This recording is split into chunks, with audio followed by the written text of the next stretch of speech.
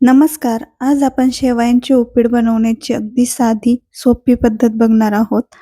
त्यासाठी इथे मी घेतलेले आहे बघा 2 मध्यम आकाराचे कांदे, 2 ते 3 हिरव्या मिरच्या, शेंगदाणे, टोमॅटो, कोथिंबीर, कढीपत्ता, साजूक तूप आणि शेवया.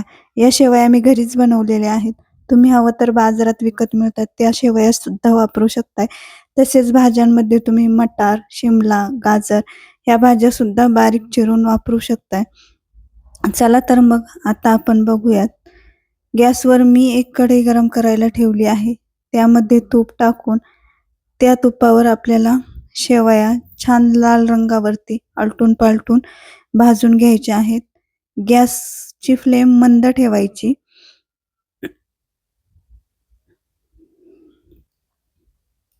गॅस मोठा करायचा नाही, नाहीतर शेवया लवकर करपतात. म्हणून मंद गॅसवरच शेवया आलटून-पालटून छान लाल रंग येईपर्यंत आपल्याला खरपूस भाजून घ्यायच्या आहेत.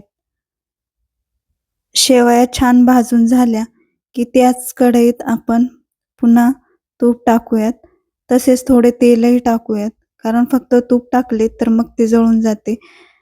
आता तेल तूप गरम झाले, की त्यामध्ये आपण शेंगदाणे भाजून घेऊयात. त्यानंतर जिरी, हिंग, हळद, मोहरी, हिरव्या मिरच्या, कढीपत्ता हे छान परतून घेऊयात. त्यात कांदा टाकूयात. कांदाही छान परतून घेऊयात. छान लाल रंग येईपर्यंत आपण हा कांदा परतून घेणार आहोत. कांदा चांगला परतला, की त्यामध्ये आपण हळद टाकूयात. हळद मी अगोदर टाकली नव्हती, कारण मग हळद जळून जाते. आता चांगलं मिक्स करून त्या बारीक चिरलेला टोमॅटो सुद्धा टाकूयात. आता मीठ टाकूयात. पुन्हा एकदा छान एकजीव करून घेऊयात. आता शेवया टाकूयात. आलटून-पालटून शेवया छान मिक्स करून घ्या. एकजीव झालं, की त्यात आपण गरम पाणी टाकणार आहोत. बाजूला गॅसवर मी पाणी गरम करायला ठेवलेले होते. पाणी एकदम टाकू नका. थोडे-थोडे टाका. जास्त पाणी टाकले तर मग शेवयांचा गटका होतो.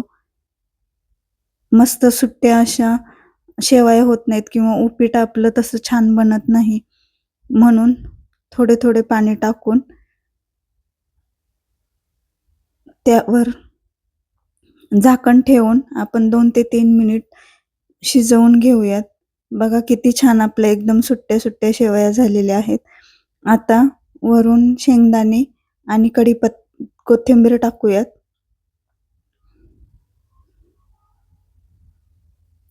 व्हिडिओ आवडल्यास व्हिडिओला लाईक करा. चॅनलला सबस्क्राईब करायला अजिबात विसरू नका.